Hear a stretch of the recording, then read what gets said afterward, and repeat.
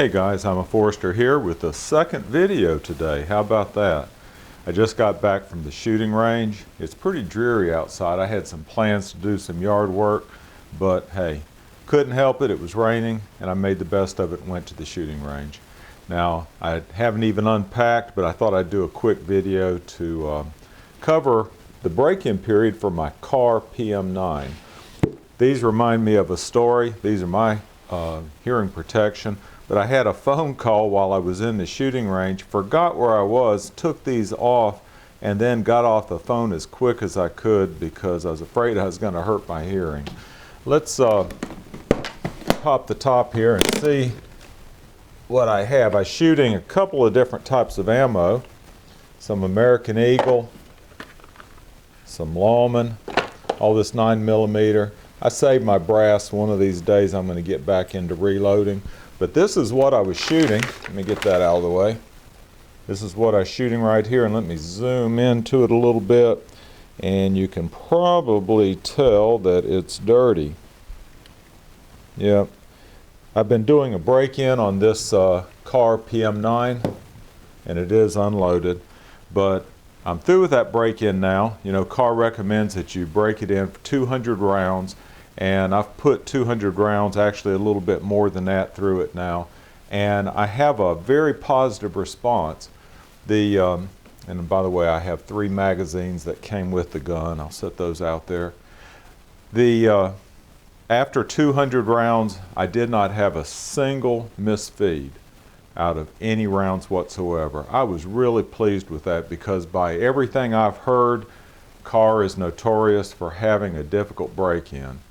I didn't have any problem whatsoever. Let me push that back, get the gun out of the way, and show you the target. This is the other thing I was pleased with. If you watched my first video of this gun, which I did, maybe a month ago, I put 100 rounds through it, and I was fairly inaccurate with it. I was shooting at a steel target, so I decided to do something different. This time, I wanted to take it to the range and figure out how to sight it in. All right, here's the target from today.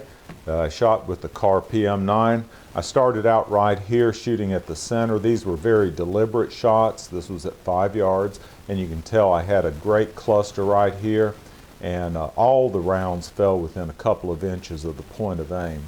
I moved up to the head area right here. I believe you can see that. And this was different. It was at 5 yards, but these were not nearly as deliberate. What I would do is I'd set the gun on the counter in front of me, pick it up and fire within about a second. It was just a snapshot, and all of the rounds pretty much went into the head area. There was only 4 or 5 out here that missed. I did a cluster over here with no point of aim, just generally in the center area, and these were at 15 yards. Same thing over here, a little more spread out, except they were more vertical up and down. I tried several things.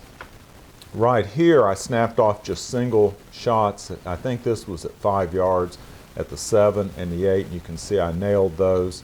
This little cluster here was pointed at the 8, spread out just a little bit. And then down here, this was a cluster, I think at 10 yards. Pretty good cluster, and then a single round that nailed the 7 right here. So by and large, I was very pleased with this Kahr PM9 on 2 counts. First of all, it was very accurate, I felt like. I figured out those sights, and there's the sights right there. This is the only gun that has these type of sights that I own. So I think I got a much better feel for the sights, pleased with the accuracy at the range. And then the other thing is I put over 200 rounds through it, which is the break-in period for this gun, and didn't have a single feed issue at all. All right, I've got a holster, a pocket holster on order. When it comes in, I want to carry it for a while, and then I'll do a final review for y'all. Y'all take care.